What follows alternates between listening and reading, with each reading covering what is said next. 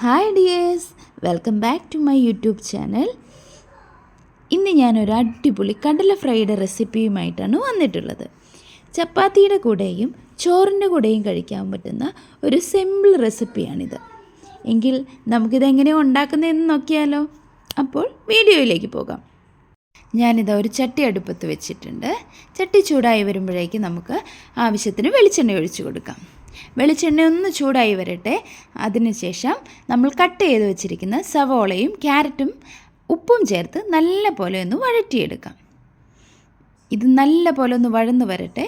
അപ്പോഴേക്കും നമ്മൾ ഉപ്പും മഞ്ഞൾപ്പൊടിയും ഇട്ട് വേവിച്ച് വെച്ച കടല നമുക്കിതിനകത്തേക്ക് ചേർത്ത് കൊടുക്കാം. ഇനി നമുക്ക് ഇതിലേക്ക് ആവശ്യമായ ഒരരപ്പ് റെഡിയാക്കാം. അതിനായി ഒരു മിക്സിയുടെ ജാറിലേക്ക് 3 വറ്റൽമുളകും കുറച്ച് കറിവേപ്പിലയും നമുക്ക് ആവശ്യത്തിന് തേങ്ങയും കൂടെ ചേർത്ത് ഒന്ന് ക്രഷ് ചെയ്ത് എടുത്തിട്ട് വരാം. തേങ്ങ നിങ്ങളുടെ ആവശ്യാനുസരണം കൂട്ടിക്കൊള്ളൂ കേട്ടോ. ഈ ക്രഷ് ചെയ്ത് വെച്ചിരിക്കുന്ന തേങ്ങയും മല്ലിച്ചപ്പും കൂടെ ചേർത്ത് നമുക്കിത് നല്ല പോലെ ഒന്ന് മിക്സ് ചെയ്തെടുക്കാം. ഈ അരപ്പ് കൂടെ ഈ കടലയിൽ കിടന്ന് ഒന്ന് വെന്ത് വന്നോട്ടെ. അപ്പോഴേക്കും നമ്മുടെ കടല ഫ്രൈ റെഡിയായി കേട്ടോ. വളരെ സിമ്പിളായി പെട്ടെന്നുണ്ടാക്കാൻ പറ്റുന്ന ഒരു റെസിപ്പിയാണിത്. നിങ്ങൾക്ക് എൻ്റെ വീഡിയോ ഇഷ്ടപ്പെട്ടാൽ ലൈക്ക് ചെയ്യാനും ഷെയർ ചെയ്യാനും മറക്കരുത്.